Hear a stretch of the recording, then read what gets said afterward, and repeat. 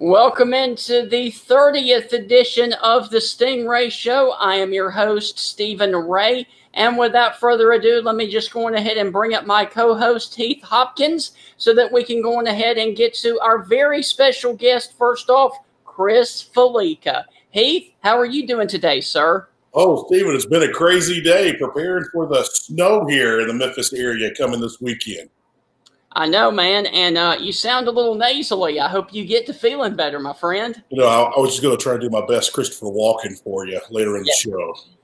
I got you. Well, let's go on ahead without further ado and get someone on the show who is a legend on College Game Day. He is a.k.a. Bear, Chris Fallica. So without further ado, here is our very special guest, first one of the day, Chris Fallica. Chris, how are you doing today, sir? I'm doing well. Happy to be with you guys, and just getting ready to head down to Miami tomorrow for our the national title game between Alabama and Ohio State. I'm just happy that we've gotten to this point. There certainly were some times this summer and fall where it certainly felt like things might be getting a little 50-50, I guess it would be the best way to put it. But we are here and looking forward to a great game on Monday night.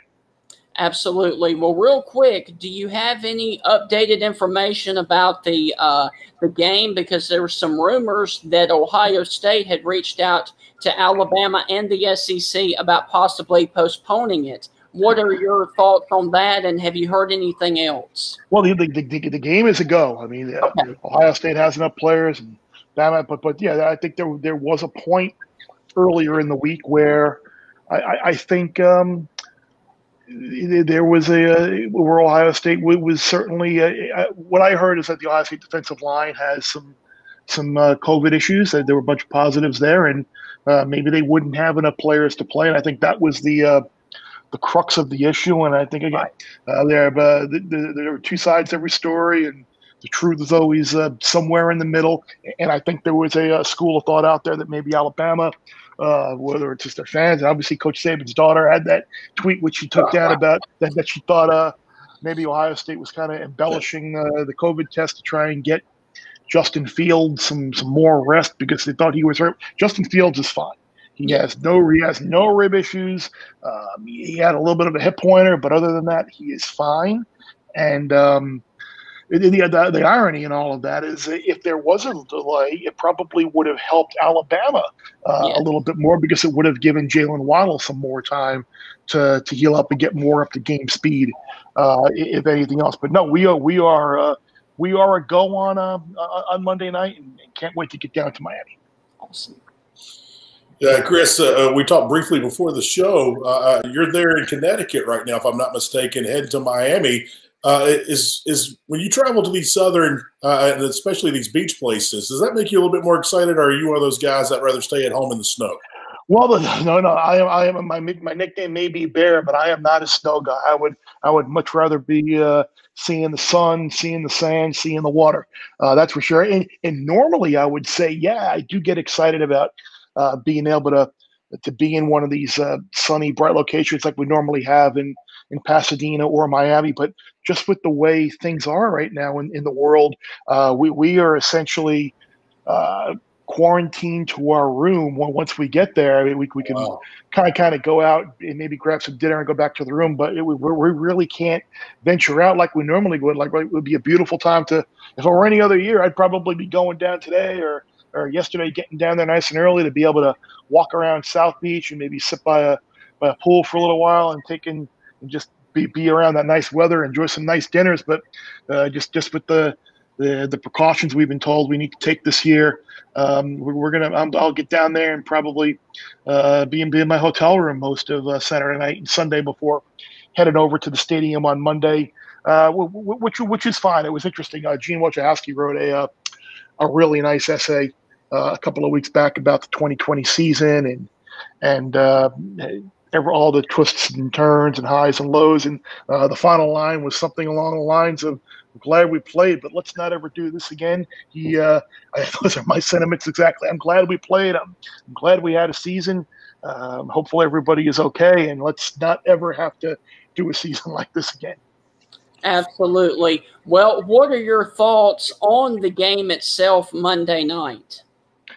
It's such a hard game to forecast and handicap Yeah. right now, Yeah. just because we don't know the extent of and the names and the numbers of players that will be out for Ohio State if it indeed is their defensive line, which has been reported. I mean, they were a massive part of Ohio State's win against Clemson in the semifinal. Just the amount of pressure they were able to generate on Trevor Lawrence and the way they were able to shut down the Clemson running game completely. They just overpowered Clemson's offensive line. And if they don't have a bunch of key players there, you're talking about, not only giving Mac Jones all the time in the world, legitimately is practicing and can play in the game and will play in the game and have an impact in the game? Or is this, let's throw out and float the idea that Jalen Waddle is going to play and can play between Jalen Waddle, John Mechie, and Devontae Smith as well? So obviously a little bit of gamesmanship, so it's hard for me to really forecast one. I will say this. I do think Ohio State is one of the few teams in the nation that can match up athletically in terms of the players they've recruited and the potential pros. Probably all but 2 or 3 times during the course of the year, and this is certainly one of those 2 or 3 times during the course of the year that Alabama, at least on paper, is taking on someone that can play with them and match up with them in terms of ability, skill, and recruiting rankings. Chris, if this game gets into a track meet, who does that benefit, Alabama or Ohio State? Probably Alabama, just because you would think more possessions. Odds are, if Ohio State's defense is more shorthanded, they get more possessions will help them. I think in a dream world, Ryan Day would like to kind of slow the game down a little. Now, look, they have a couple of really good wide receivers of their own with Chris Olave and Garrett Wilson. And Ohio State fans are kind of talking about Trey Sermon, comparing what he did in the Big Ten championship game, the semifinal, and then maybe potentially the national championship game, right along the lines of what Ezekiel Elliott did in 2014, the Big Ten championship game, the semifinal, and the national title game. So I think in an ideal world, Ohio State will be able to get Trey Sermon a bit more involved in that running game, maybe try and help their defense out by playing some complementary football. But I do think if we're looking at a 42-35, 38-35, 38-31 type game, I think a higher scoring game would favor Alabama. Chris, when you're doing your research for this game, what stood out to you the most? Something that just kind of shocked you when you were going through your research that was like, wow, really? It's interesting you say that, because it has been how great these offenses have been in the first half and early on in the game. I think we forgot about Ohio State and how good and how talented they were, just because it almost felt like we went through the season with Ohio State, and they kind of felt like maybe we could give like a B- type performance and unveil maybe like 70% of our playbook, knowing that we can beat a bunch of these teams. And it was the Clemson game, and oh, by the way, they scored touchdowns on their final 5 drives of the first half. So Ryan Day, as a play caller, as a game schemer, is terrific. And then on the other side, Alabama has scored touchdowns on 25 of its last 33 first half drives. So, like, again, Sark and what they have drawn up and doing offensively, with giving time to game plan and break down their opponent's weaknesses and come up with a plan to take advantage of that early, it has been unbelievably remarkable. Alabama in this situation before, where they have lost assistance between the semifinal and the national title game, and it really hasn't. And I think the way the new recruiting dates line up, where you have that early signing day, which kind of has turned into the main signing day. And I think the fact that Texas's recruiting class has already been accounted for, and that was probably part of the reason why they kept Tom Herman on to save that class and allow those kids to sign, and then figure out, okay, if we're going to make a change, we're going to wait till after like the college football playoff anyway. So I don't think it's going to have any impact in terms of what Sark has been able to do in terms of getting ready for this game. I think that's been more of a recruiting thing, where coaches have had to get out there and recruit before that initial February date, which has always been the date. But now that you've got a majority of these kids signing in December, I don't think it'll have any impact at all. Chris, how did you get the name Bear, and who gave it to you? That would be Lee Corso, and it's funny you bring that up. It would have been, 2003, I believe it was, prior to that Miami Ohio State Fiesta Bowl national title game. Anybody who has seen Kirk Herbstreit and myself out at dinner or lunch or just kind of hanging out know that like if there's any empty space on the table, that's like wasted space. So Kirk and I were having brunch, or a late morning, right around lunchtime, and we were sitting in the lobby of a hotel restaurant and just kind of hanging out in t-shirt, gym shorts. Just woke up. We didn't have any responsibility till later in the day, and Coach Corso walks by, and anybody that knows Coach knows that he is not bashful in terms of like sneaking in under the radar, going stealth, and worried about making an appearance. And he loves the fans, and he loves making an announcement, and he loves talking to people. So he sees Kirk and I, and he goes, "Yo, Kirk Herbstreit, Chris Fallica," and like immediately everybody turns, "Okay, here we go." And Coach comes walking over, and he looks at the table, and there's just food everywhere. And he looks at the table, looks at me, he looks at Kirk, and then he looks at me again, and he says, "Look at you, Fallica. You're just like a big bear. All you do is eat, sleep," and I'll let you finish the sentence there. What that third word might be that a bear might do. So that is how I affectionately got that nickname, and it's stuck ever since. Chris, what was your first year with College Gameday? 1996 was my first year with College Gameday. So Kirk and I started the same year in 1996, and I can remember the first SEC game that I ever went to as an employee. Actually, it would have been the first SEC game I ever went to. But I mean, when I was in college in Miami, obviously we played some SEC opponents, but it wasn't a true SEC game or a true SEC site.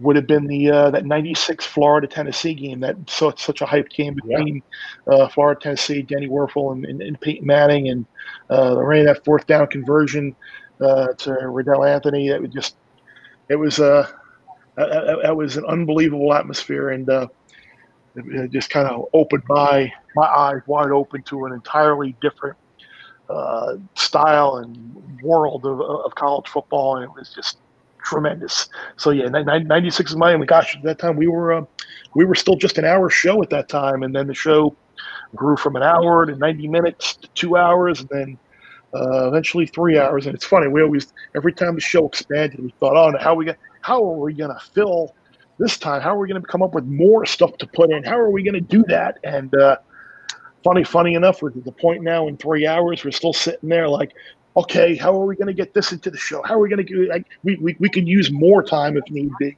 So it's just amazing to think back to the first year I was involved with the show 25 years ago to now how the show has completely grown and being on the road every week and just the fan spectacle that it's become. Well, to follow that up real quick, it's something that we always ask here on the show. It's a normal question that we ask all of our guests. What's your best Steve Spurrier story? You mentioned Florida. I got a feeling if you've been around Gameday since '96 that you covered the swamp more than once on College Gameday. What's your best Steve Spurrier story? Well, it's not necessarily like a story, but it's more of an experience. I can remember when Coach Spurrier stepped down from South Carolina that year, and we joined us on the College Gameday set. And the night before, we were actually in Michigan. It may have been, ironically enough, it may have been the night before a Michigan State game or Michigan. I can't remember exactly what it was, but it was definitely in Ann Arbor. And Coach Spurrier and his wife and myself and Kirk and some other people involved in the show had an unbelievable dinner with him. And he was just sharing stories, whether it was about him winning the Heisman, his time at Florida, some of listening to Coach Spurrier talk about like his life experiences, certain things about you wouldn't have learned. You'd bring up a certain game, and he would remember down and distance play call, what happened here. It was just kind of like that one experience of him recalling all of this stuff, and you're kind of sitting there like, "Well, this is unbelievable." That I kind of have like this closed door session with Coach Spurrier and just taking in all of his memories and laughs and experiences. It was a pretty memorable dinner. Well, speaking of College Game Day, my co-host is a Mississippi State fan, and you guys have been to Starkville back for the first time back in the 2014 season.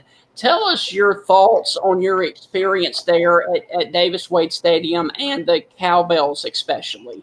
Well, it was an unbelievable season because we wound up in the state of Mississippi 2 weeks in a row because we were in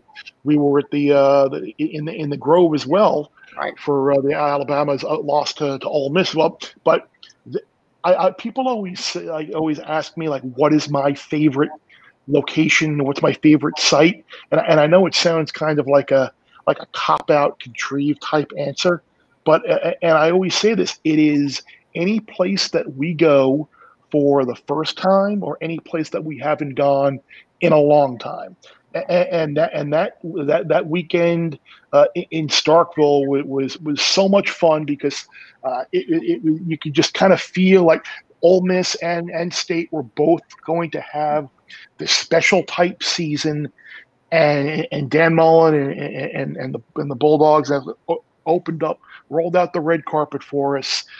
It was a great experience. The game lived up to expectations, and we loved it. I mean, the people were great. And our show kind of kicked that day off, and with a little bit of a pep rally type atmosphere for everybody. And fortunately for everybody in Starkville, they didn't peak too early. They were able to peak during that game by beating up on Auburn, and ultimately are the answer to a trivia question now. And people always post a trivia question: who is the first ever number one in the college football playoff rankings? Yeah, just Mississippi State. Yes. Yeah, I hope that's not a claim to fame that we're saying 50 years from now. I think we will be, though. I'm a realist. It's interesting. Like what a weird situation the last couple of years, because I think people had their questions a few years back whether Joe Moorhead was going to be the guy and he could get it done down there, because he didn't have a ton of SEC ties, didn't have a ton of SEC recruiting expertise, and then to have the Egg Bowl end the way it did in 2019, and you bring in Mike Leach, who certainly is a kind of a polarizing figure in the sport, and for the Bulldog season to end the way it did, certainly not the way you'd want to end 2020 heading into the 2021 season. But they were such a hard team to gauge this year because, I mean, it looked after that at the time, and what they did to LSU in the season opener was like, all right, this could do something here, and Costello could have a great year. And then the offense struggled, and then they put that game together against Georgia when it looked like their season was just kind of like, okay, let's just get through it. And they nearly pulled the upset, and you're like, okay, now maybe they just had a couple of down weeks, and they kind of whoever was going to opt out and sit out the rest of the year, that was done, and the players were all kind of on that same page right now. And then the Auburn game was a debacle, and then we saw what happened in the bowl game. So I'm hoping that they both State and Ole Miss can be factors in the SEC West, because when those two teams are good, it gives, not that they're going to compete for the SEC West title every year, because that's certainly not going to be the case. But when a team like that has a magical or a special type year, or they do have a really good season and they can threaten Alabama or LSU or Florida or Georgia and a crossover opponent, just as a college football fan, I like seeing dramatic, competitive games, and no one wants to see blowouts all the time. So I like when all these teams are good. Yes, Chris, I'll ask you a quick follow up to that. It looked like Chris Fowler that day wasn't too fond of the Cowbells. I remember watching. I was there at game day that day in Starkville, but I remember I went back home and I watched it on the DVR. and you could tell Fowler was not too happy about the extreme loudness at the beginning of the show, and I laughed about it. Well, is Chris a perfectionist? Does he like things a certain way when he was with the show? Perfectionist is probably the best word to describe Chris. He is uber prepared, and he wants things to be as perfect and buttoned up as they can be. And it's interesting to say that because he is someone who can improvise and adjust better than anybody I've dealt with as well. Yeah, I'm sure. I'm trying to think back to the opening of the show. I think probably what the biggest issue was is he probably couldn't hear the traffic coming from the truck, the producer and the director and the CP talking to him, basically trying to lead him to whatever camera shot or video element that was coming up next. So it certainly, I have all these old game days on a DVD, CD-ROM somewhere. I'm gonna have to pull that up at some point and think back and watch that. Because it certainly was. If you're right, and there was a little bit of an angst there. It certainly was not directed towards anybody in the crowd and the bells in general. It was more like, I can't hear. This is really bothering me. Yeah, he looked really flustered at the very beginning, like, this is really loud. It's just going to be like this all show. I mean, you could tell, like, oh my gosh. Yeah, I'll tell you this. They gave us all cowbells as well, and I know people still got them. So we like gifts. So it was fun to get one of those. Hey, who's been your favorite celebrity guest to come on the show? It was someone that you really enjoyed meeting and getting to talk to.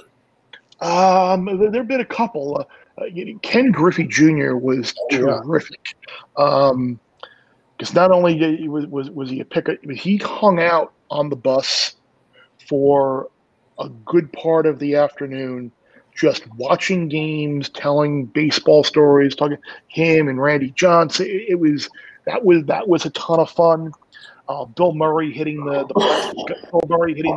plastic golf ball over my head on the when we were at Clemson, when he planted the spear in the ground and was wrestling Coach Corso. That was a good one. Jake Olson, when he was a young boy, when we first did that story years ago. Yeah. He and his family came on the bus. I don't know if he was necessarily the guest picker that day. We may have just had him on the set after we did the piece. But I remember he and his family came on the bus for a while, and we're talking as games were going on, and I still remember to this day, we were talking, and no one was really watching the games. We're just kind of going back and forth, and like there were like 4 games going on at the same time, and all of the noises and such are blending over each other, and it was a bowl game, and all of a sudden, like, and Jake goes, like, who just turned it over?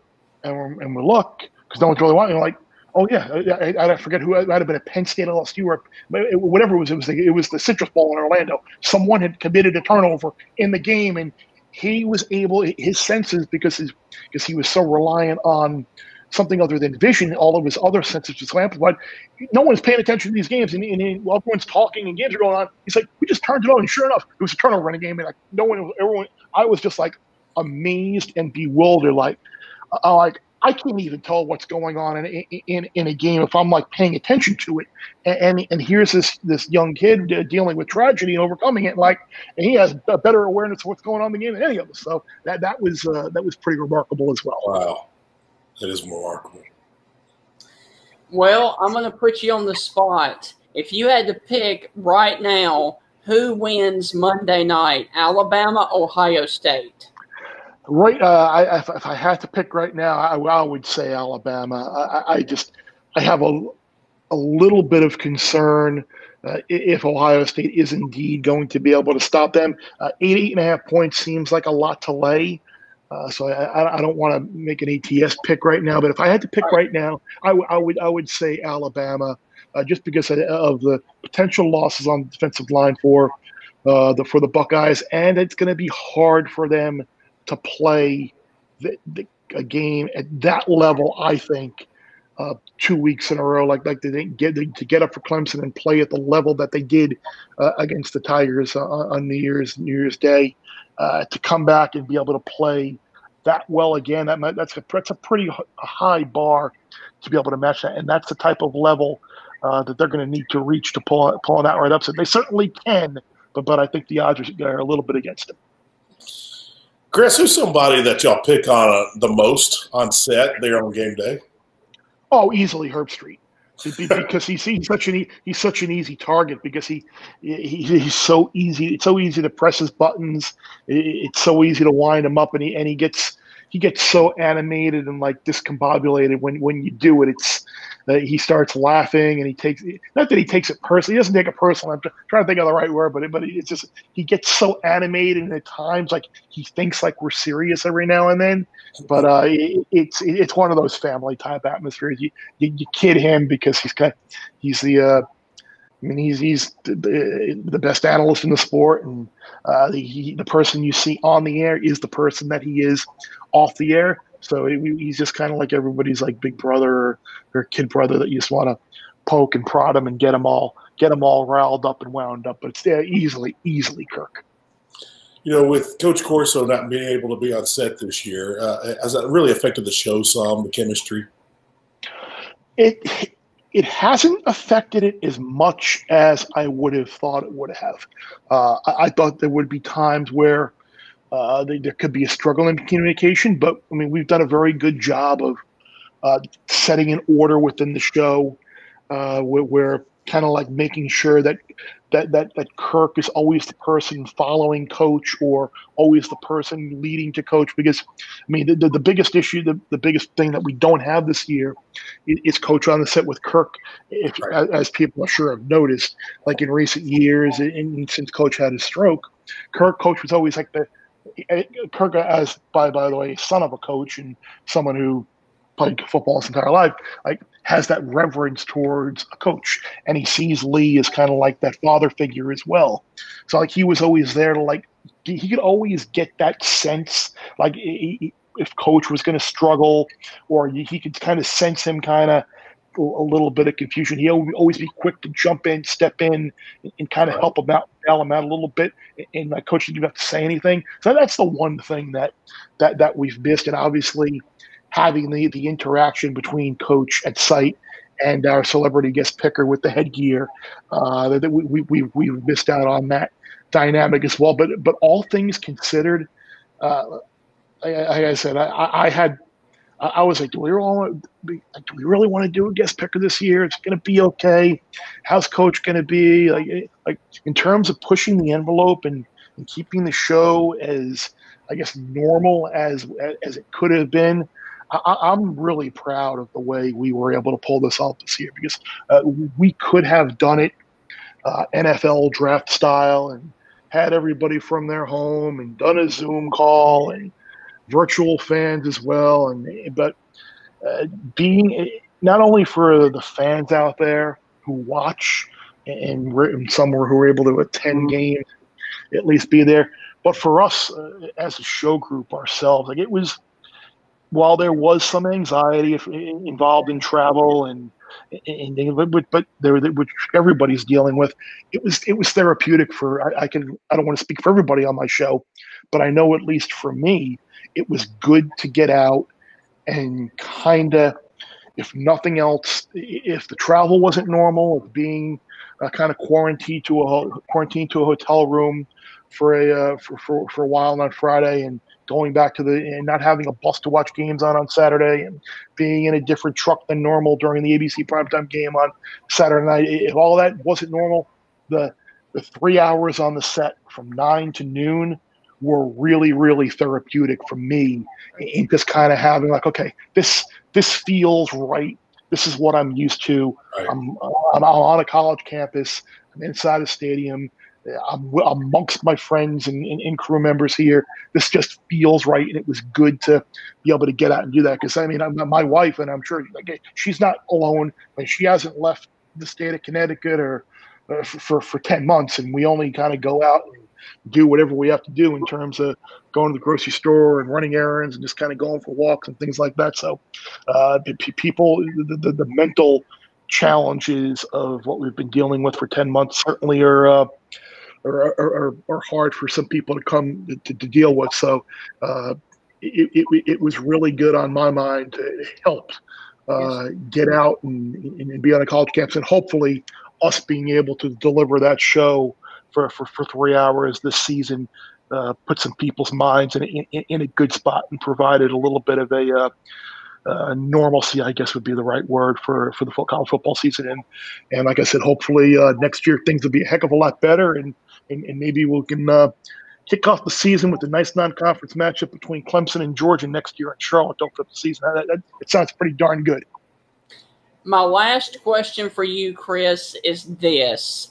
We're talking about the future, and Michigan, I believe it was yesterday, added an extension to Jim Harbaugh's contract. Do you ultimately think he is the man to get it done at Michigan, and was this a good move for Michigan? Yeah, I think it was kind of the only move that Michigan could make. I think Michigan was in a position where if Jim Harbaugh stayed, this was going to be the outcome, like reduce salary, kind of drag it out a little bit. But I think there was also a part of the process there, and the thought process there was if he does get an NFL offer, or if he does want to leave, he can make that call and you kind of give him a soft landing, and it does good because he is one of their own, and there is a great amount of respect between the AD and Jim Harbaugh. And I don't think they wanted to make Jim Harbaugh look bad and just fire him and say we're not extending you, and then you kind of run one of your big alums and head coaches out. I think there are just a couple of different ways of looking at it. I mean, while Jim Harbaugh has struggled against Ohio State, who hasn't? While Jim Harbaugh has struggled in an underdog role, who hasn't? There's no debating, and there's no confusion. Like, they are in a much better position than they were when he took over. Like, if you look at even including this ridiculous year where it's always going to have an asterisk and you really can't draw much out of it. If you take the 6 years at Michigan under Jim Harbaugh, your win percentage says 17th in the country. I mean, that's good. But if you take the 6 years prior to when he arrived, they were 53rd. So, I mean, it's a dramatic improvement. But the biggest issue Michigan has is they need to address their recruiting and the kids that they can get into school. The administration, the president is going to have to kind of get on the same page as the athletic department, or they're both going to have to kind of come together and be in agreement. Because if you look at Michigan's recruiting lately, like we talk about I said before the year how the gap between Ohio State and the rest of the Big Ten talent-wise was greater than the gap between Clemson and the rest of the ACC. And people kind of raised an eyebrow. I thought I was crazy, but I think this year kind of proved that. Like, Ohio State and Michigan aren't going head to head for kids. Like in the 70s and 80s and 90s and early part of the 2000s, like Ohio State and Michigan were recruiting against each other for kids from the state of Ohio or the state of Michigan or Western Pennsylvania or wherever. Like, but now Ohio State is recruiting Florida. They're recruiting. They're recruiting against Clemson. They're recruiting against LSU. They're recruiting against Alabama. They're recruiting against Tech. They're recruiting against all these other national programs. Where in Michigan is like plucking kids out of New York and Massachusetts and Rhode Island and New Hampshire. It's like go down the Michigan roster and look at the number of kids from Michigan that are Ohio kids. Like, it's a completely different time, and they're going to need to address some things recruiting wise if they want to try and close that talent gap between themselves and the Buckeyes. Chris, I got two questions for you. One's a fun personal question. What was the moment where, with you having your job with College Game Day, that it was a wow moment for you? Like, wow, I'm getting to hang out with so-and-so, or I'm getting to meet so-and-so right now. Who was a wow moment for you personally? I think that SEC moment where I talked about that Florida Tennessee game was pretty cool, and then I think I think the first time the show went back to Miami after I had graduated, the 2000 Florida State game, to be on the sideline of the Orange Bowl, that unbelievable game with Jeremy Shockey touchdown. That was pretty cool, and kind of be amongst friends and see some old friends and colleagues.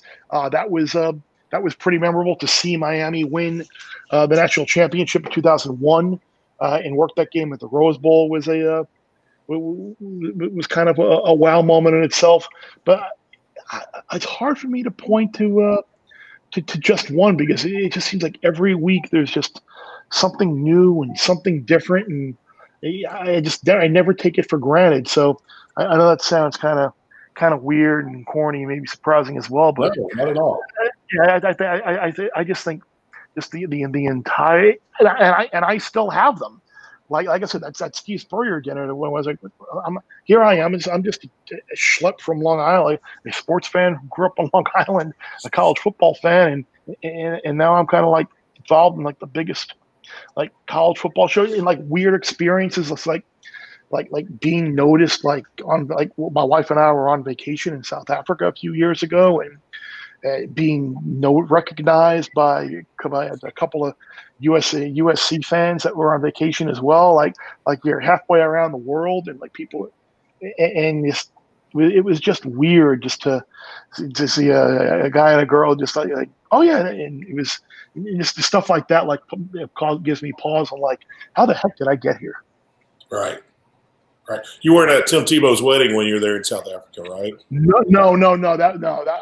I did not make the invite. I'll tell you what, though, had I been invited, I would have been there in a heartbeat. That's an unbelievable trip, and anybody who is fortunate enough once things get back to normal here, anybody who has the means and the time to be able to get to South Africa, I cannot recommend or suggest making that trip. It is a long flight, but there are some very humbling aspects of that trip that are good lessons for a lot of us. And then there's some unbelievable safari sites, and Victoria Falls and the city of Cape Town is just remarkable. So if anybody out there wants to take one of those bucket list type trips, I can't suggest South Africa highly enough. Well, Chris, my last question to you for the day is, what's your favorite Coach Corso story that you get to share? The funny thing is, it happened not even on a college game day. Well, one was college game day related, and one was back when I first started. We used to do the scoreboard shows and all of those segments back in Bristol, all throughout the afternoon during the show. And I can remember Wisconsin played somebody, and they blew the game. And Coach Corso, at the time, it was his pre-stroke, when he was quick wit, his spontaneity. He comes out and says something along the lines of, "Barry Alvarez is embarrassed. Barry Alvarez, he should resign or be fired as Wisconsin's football coach." And like, there was a coach decision he clearly disagreed with. And I think it was Chris Fowler who turns to coach, like, "You're fired. They lost the game. You don't really mean that, do you? You're not serious." And coach goes, "Serious? I'm not serious about anything I say." So it was just like this quick-witted spontaneity. And then there was one time in Alabama when every week he wanted to try and one up himself with this headgear pick and try and think of different ways to do it. And he actually wanted to get a live elephant to outside Bryant-Denny Stadium for one of his headgear picks. I don't know if it was an A&M game or an LSU game or whatever else, but we're like, yeah, no, that's not gonna happen, Coach. So I don't know what he came up with, but I give him credit. His mind never stops evolving of different ways to try and one up himself each week. Well, Chris, it's been absolutely phenomenal having you on the show. We hope that you can come back and join us here later in the off season. But thank you again for coming, and safe travels from Connecticut to Miami. Thanks, I appreciate it. Yeah, we'll definitely catch up either in the off season or next year. All right, and Chris, listen, we hope we didn't take up too much of your time. No, not at all. Okay, good. All right. I'm just sitting here. I blocked out a chunk of time and just get back to getting ready for the national championship game. All right. Well, you be safe, and we will talk again soon.